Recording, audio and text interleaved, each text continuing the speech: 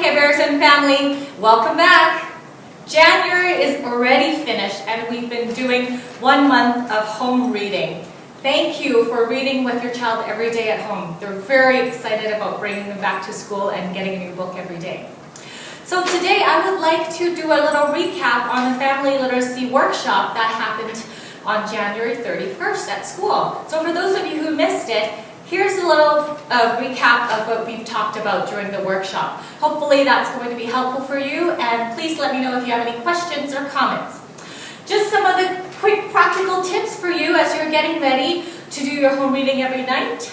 You can eat about 10 to 15 minutes every night. Make it the most special time of the day. Make sure you turn off all your cell phone devices and find a quiet environment.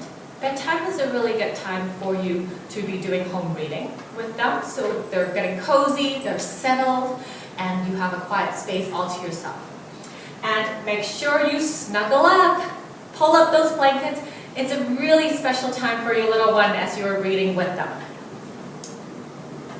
Before you read, make sure you talk about the book title and do a little something called a book walk, which just means you're going to look at the pictures, talk and talk and talk about what you see in the picture, what the predictions might be, any relevant experience that you've had with them, about the story, and other interesting questions that they might have about the story or the concept in the story.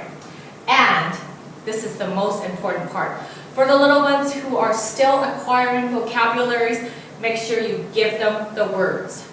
If you see a picture of a sheep, they might say goat, they might say lamb. So before they even go there, you are going to be helping them by giving them the words. You can say, oh, look at this sheep. It's a sheep. Isn't it nice? So then when they're going into reading it, that's going to be the word that sticks in their head.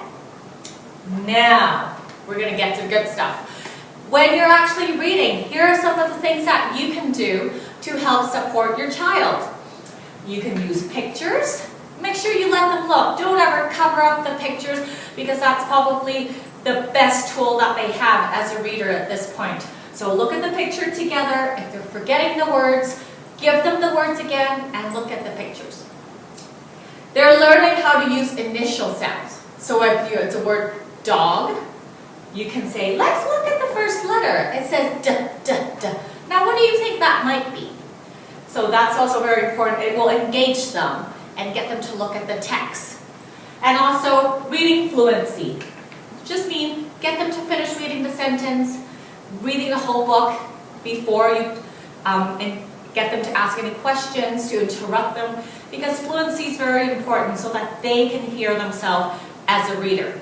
I'm going along really fast here, but make sure that you get to me if you have any questions.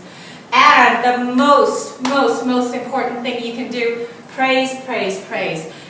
Cheer them on, celebrate with them, let them know what a great job they're doing as a reader. Tell them that, wow, you're reading and look at the way you're pointing at the words.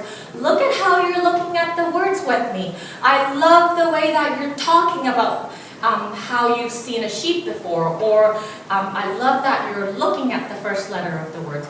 Make them feel like the star. Now let's talk about after you're done reading the book. Don't just close up the book and tuck it away. After reading is just as important as before and during reading. You can talk about the story because for your child at this point, talking is thinking. That's how they formulate ideas, that's how they build experiences, and that's how they learn. So make sure you talk to them about it. All it takes is half a minute of conversation about the story. If you're reading about the zoo, say, hey, remember that time we went to the zoo? What were some of the things that you saw? Also, read again.